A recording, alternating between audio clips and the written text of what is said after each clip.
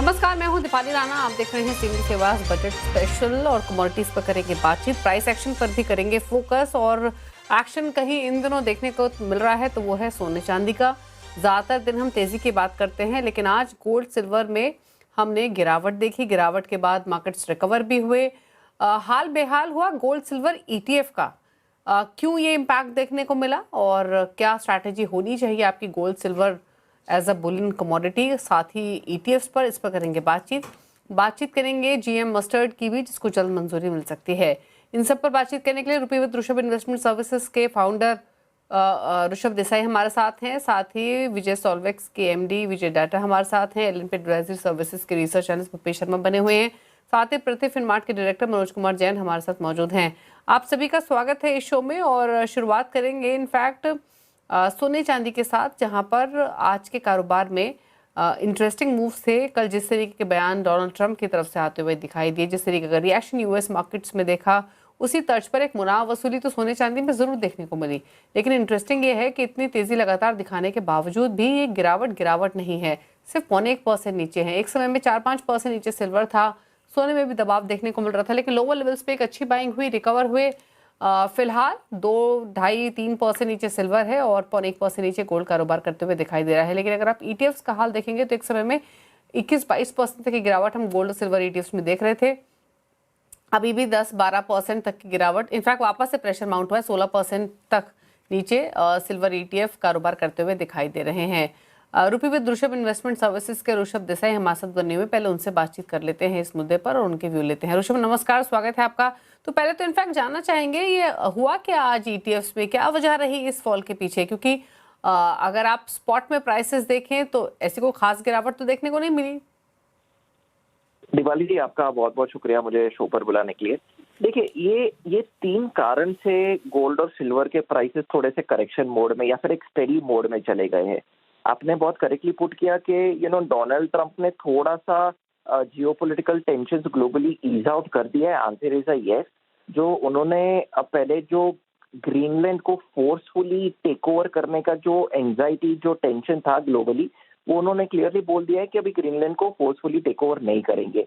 दूसरी चीज, उन्होंने ये भी बोला कि जो एडिशनल टैरिफ जो यूरोपियन यूनियन कंट्रीज पे जो डालने वाले थे एज अ थ्रेट, कि अगर कोई if any of the European countries go against the US, तो वो उन्हें एडिशनल टैरिफ लेवी करेंगे, तो वो भी ईज आउट उन्होंने कर दिया है। This is number 1।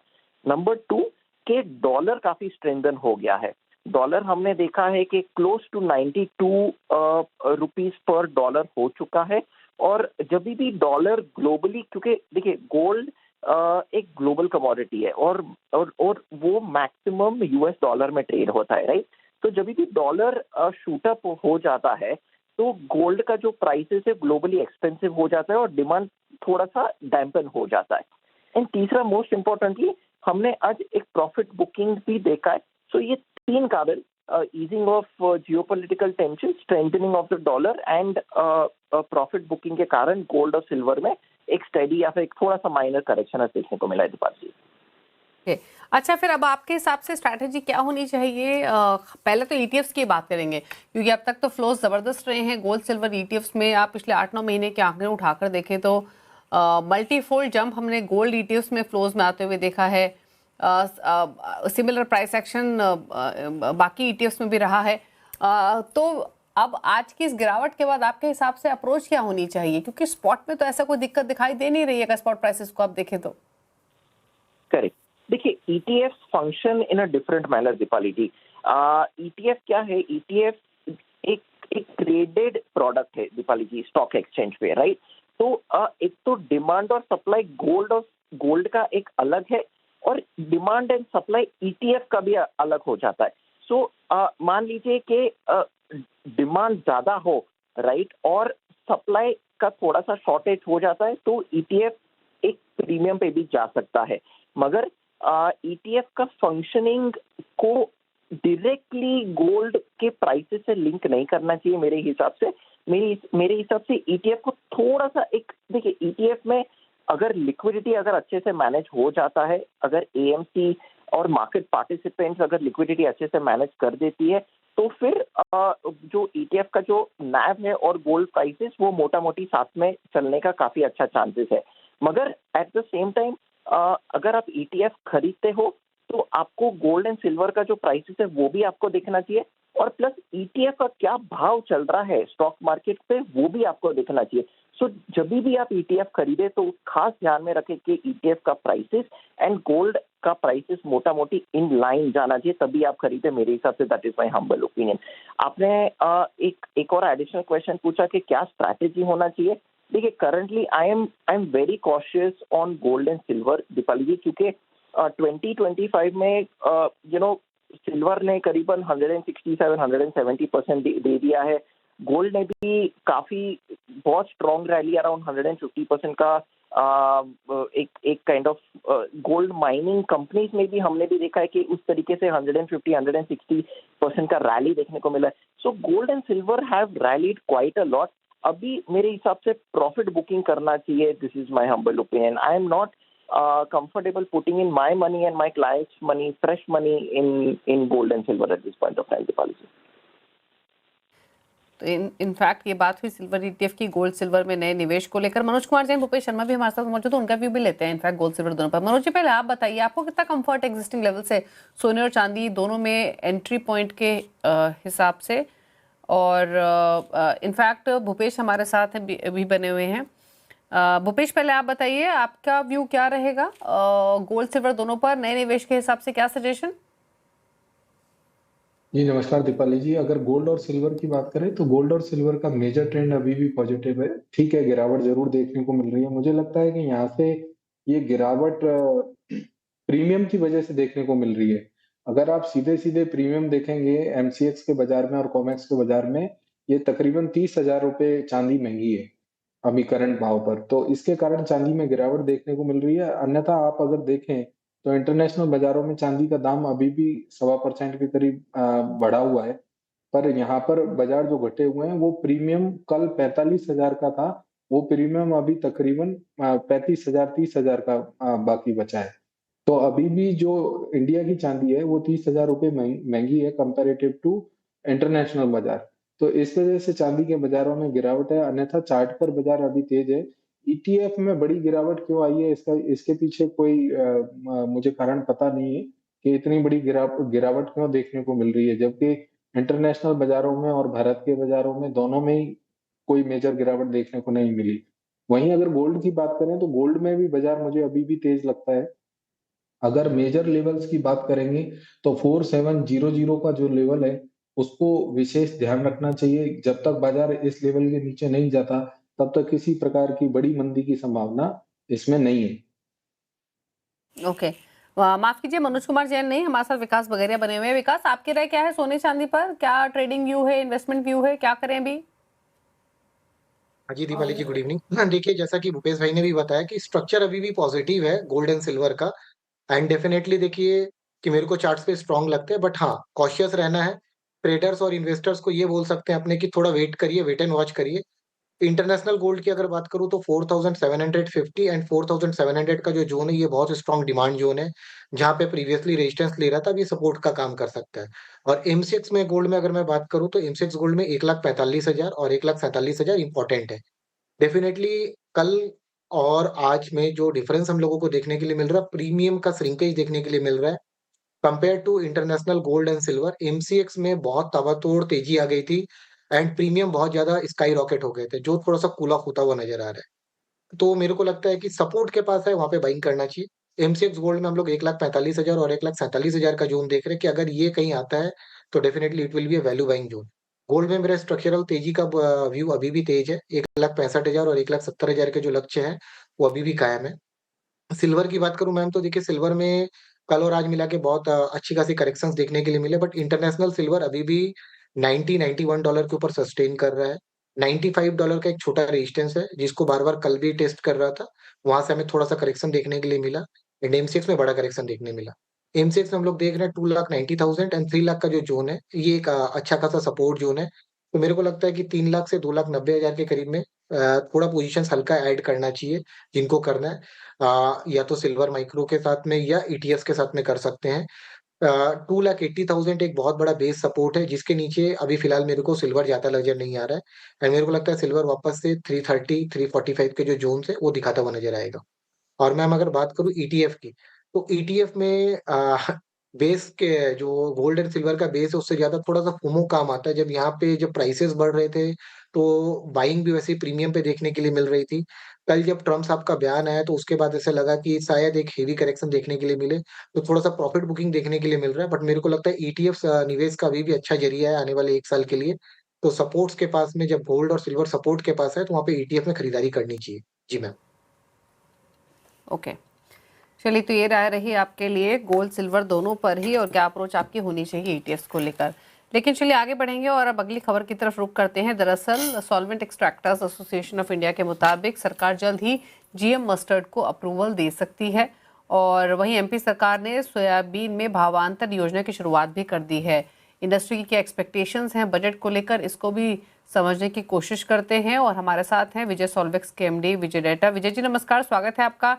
तो इनफैक्ट सबसे पहले तो आपसे जानना चाहेंगे कि इनफैक्ट जीएम मस्टर्ड को भारत में इम्प्लीमेंट करने की बात काफ़ी समय से हुई, काफ़ी डिबेट भी हुई कि बून है या बेन है।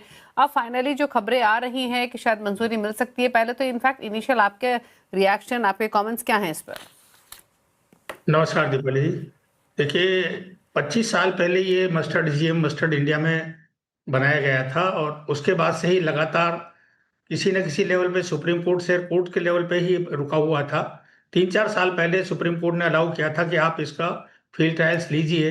अब ऐसा लग रहा है कि गवर्नमेंट इसको मंजूरी दे देगी।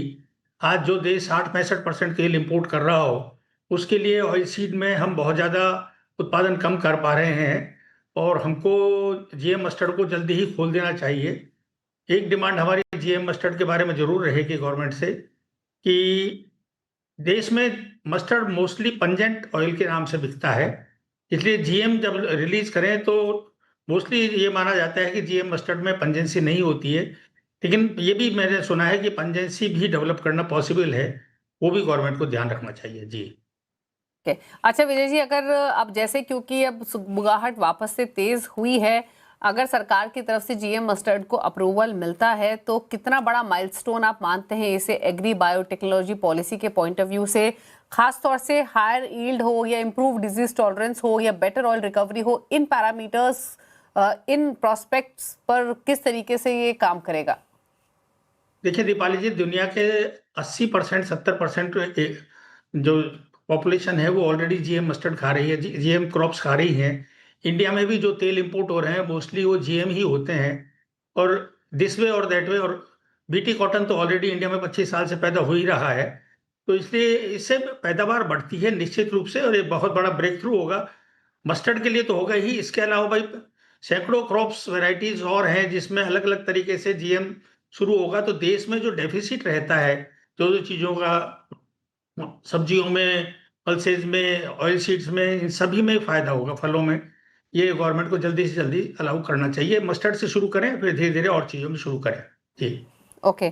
अच्छा विजय जी, जो एमपी सरकार ने भावांतर योजना जो शुरू की है, कितनी मदद मिलेगी इसको, इस योजना के तहत सोयाबीन के भाव की बात करें या फिर किसानों को सही दाम मिलने की बात करें या इंडस्ट्री को कच्चा माल मिलेगा आसानी से, कैसे देखते हैं आप?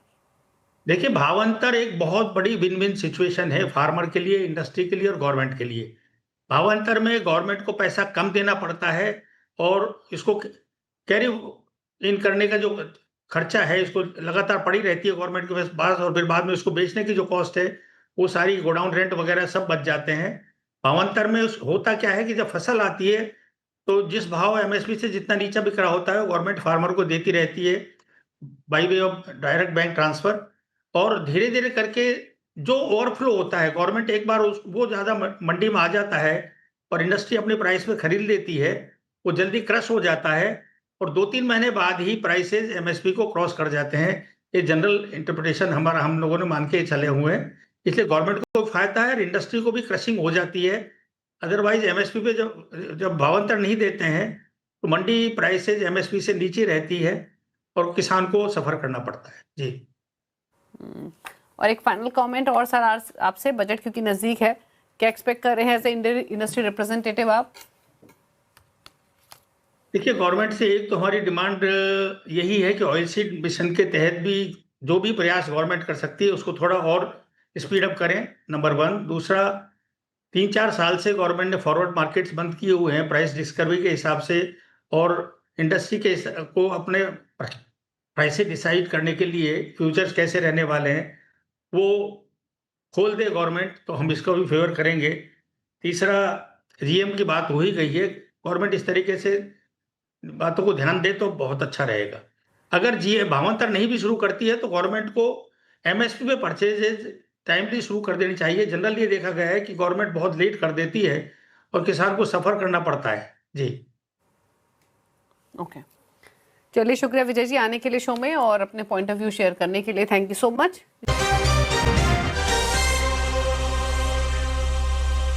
आप देख रहे हैं सीएनबी सेवास कमोडिटी स्पेशल। अब बात करते हैं ट्रेडिंग स्ट्रैटेजीज की। हमारे साथ विकास पगरिया हैं, साथ ही भूपेश शर्मा बने हुए हैं। पहले तो लेते हैं ट्रेडिंग कॉल्स। तो बताइए भूपेश, आपकी ट्रेडिंग कॉल्स क्या रहेंगी? जी, आज के दिन में गोल्ड में बिकवाली करने की सलाह रहेगी इंट्राडे के लिए। 1,51,700-800 के आसपास गोल्ड में बिकवाली करनी चाहिए। 1,53,000 के ऊपर का स्टॉप लॉस लगाना चाहिए। इसमें नीचे में लक्ष्य रहेंगे 1,50,500 और 1,49,300। इसके साथ ही अगर एग्री कमोडिटी की बात करें तो एग्री कमोडिटी में कैस्टर सीड वायदा में बिकवाली की सलाह रहेगी। फरवरी वायदा में 6,520 के आसपास इसमें बिकवाली करनी चाहिए। स्टॉप लॉस इसका रहेगा 6,570 का। लक्ष्य रहेंगे 6,460 और 6,410। ओके, अच्छा विकास, आपकी ट्रेडिंग स्ट्रैटेजीज क्या होंगी? जी मैम, मेरा पहला ट्रेडिंग स्ट्रेटेजी रहेगा कॉपर में। मेरे को लगता है कि कॉपर बाई ऑन डिप्स रहेगा। एक अच्छा खासा करेक्शन और कंसोलिडेशन हो चुका है कॉपर में, तो मेरे को लगता है 1250 और 1200 जो 40 का जोन है, यहाँ से डिमांड आना चाहिए। तो 1250 1240 के करीब कॉपर में बाई करना चाहिए। 1220 का एक स्टॉप लॉस लगाना चाहिए। हायर एंड पे 1290 एंड 1310 के लक्ष्य देखने के लिए मिल सकते हैं।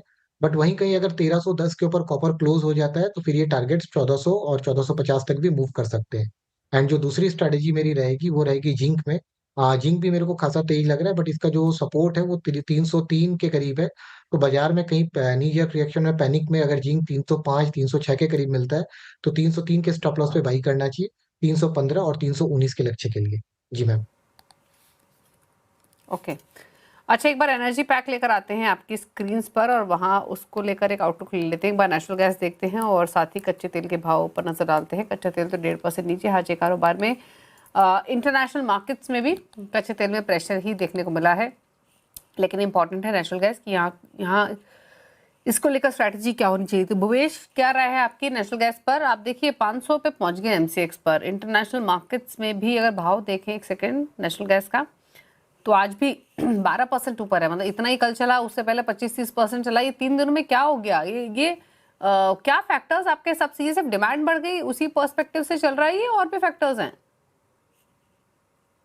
ये नेचुरल गैस में अगर इस हफ्ते के 4 दिनों की बात करें, 5 दिनों की, तो 4 दिनों की, तो 4 दिनों में तकरीबन 77% बाजार बढ़ा है जनवरी वायदा। और इसके पीछे जो मेजर फंडामेंटल फैक्टर्स हैं उनकी बात करें तो जो एक अमेरिका में ज्यादा ठंड पड़ने की एक जो खबर आई, मौसम खराब होने की जो खबर आई, उसके बाद बाजार में एक बड़ा स्पाइक देखने को मिला है। और जो इसके साथ ही जो ग्रीनलैंड वाला जो इशू है उसके कारण भी यहाँ पर एक बड़ी उछाल देखने को मिल रही है भाव में, क्योंकि ग्रीनलैंड में बेसिकली इसका काफी बड़ा रिजर्व है। और अगर उस पर कहीं ना कहीं सहमति बन जाती, यूरोप अगर कह देता कि हाँ अमेरिका को हम दे रहे हैं इसे, तो फिर हो सकता है कि इतने प्राइसेस यहाँ पर नहीं बढ़े हुए दिखते।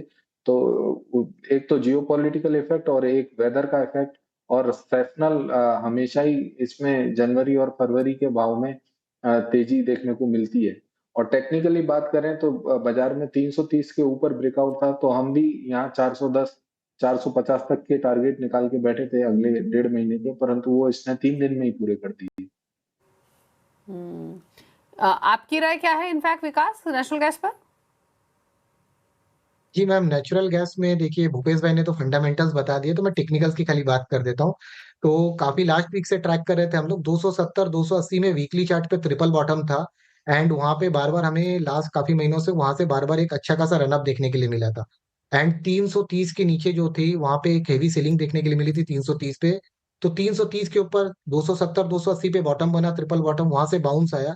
एंड 330 के ऊपर जैसे ही प्राइसेस चली तो वहां पे शॉर्ट स्क्वीज हुआ, तो शॉर्ट स्क्वीज में ये 500 पे आ गया।